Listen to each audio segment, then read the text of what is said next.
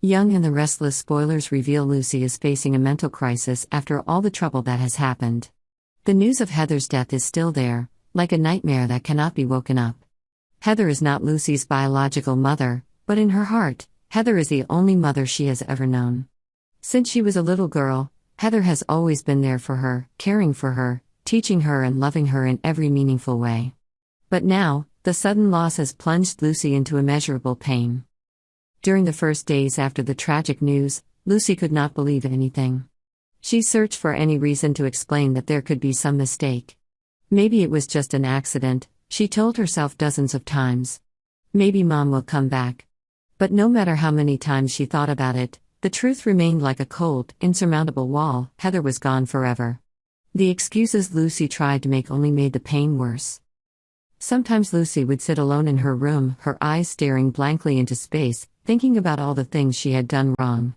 She remembered the times her mother had told her not to fall into alcoholism and impulsive behavior. But in Lucy's uncertain world of youth, she had not listened to her mother's advice. And now, the regret was suffocating her. If only I had listened to my mother. If only I had changed. The unanswered questions echoed in her mind, deepening the pain. The memory of the last time she saw Heather came back to her like a terrible nightmare. They had argued, like so many other times. Heather had tried to stop Lucy from her wrong path, warning her of the terrible consequences of losing control. But Lucy, with the rebellion of youth, refused to listen. Now that her mother was no longer with her, the regret and guilt were unbearable. What was worse was that Daniel, her father, was suspected of being involved in Heather's death. Lucy couldn't believe it. No, Dad couldn't do that, she repeated like a prayer. Daniel and Heather had had many conflicts, but Lucy had never thought her father could do such a terrible thing. She was determined to clear Daniel's name, no matter what. She couldn't let the people she loved get hurt anymore. It was the only way she felt she could make up for her past mistakes. Lucy couldn't sleep at night. She would lie in bed, eyes wide open in the darkness, Heather's image appearing in her mind. "Mom, I'm sorry." But no matter how much she wanted to, those apologies would never reach Heather. And that hurt Lucy more than anything. She wanted the chance to tell her mother that she loved her, that she understood everything she had taught her. But that chance was gone forever.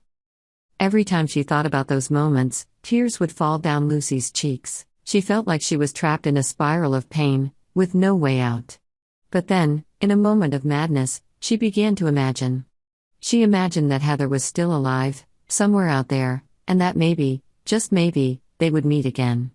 She pictured reunions in her dreams, where Heather would come back to her, hold her, and tell her that everything would be okay. Those dreams were the only moments Lucy felt safe in. In reality, Lucy knew that would never happen. But she couldn't give up hope, even in her imagination. Heather still lived in her heart, and maybe, in some world, they would have the chance to tell each other the things that time had taken away. Lucy's grief was not just a sense of loss, but also fear. Fear that she wasn't strong enough to face everything, fear that she wouldn't be able to find the truth, and fear that Daniel, the father she loved, might actually be involved in Heather's death. That thought haunted her every dream, every waking moment. She'd always found herself falling into a spiral of assumptions, terrifying scenarios about the future. What if her father was really the culprit? How could she go on living when both the people she loved the most were gone? That feeling made Lucy collapse both mentally and physically. She no longer had the strength to continue with her daily life. Friends and relatives were worried, but no one could pull her out of the quagmire of pain. She just wanted to run away, but didn't know where to go. Her heart was broken, and everything around her seemed like a blurry picture, no longer meaningful. Late at night, when no one else was awake, Lucy would sit by the window, looking out at the night sky. In the silence, she imagined that Heather was somewhere, still watching over her. She felt like she could hear her mother's voice, telling her to calm down and be strong. But then, she realized it was just an illusion, a product of her wounded imagination. Subscribe to Yonder to stay up to date with the latest news on our channel.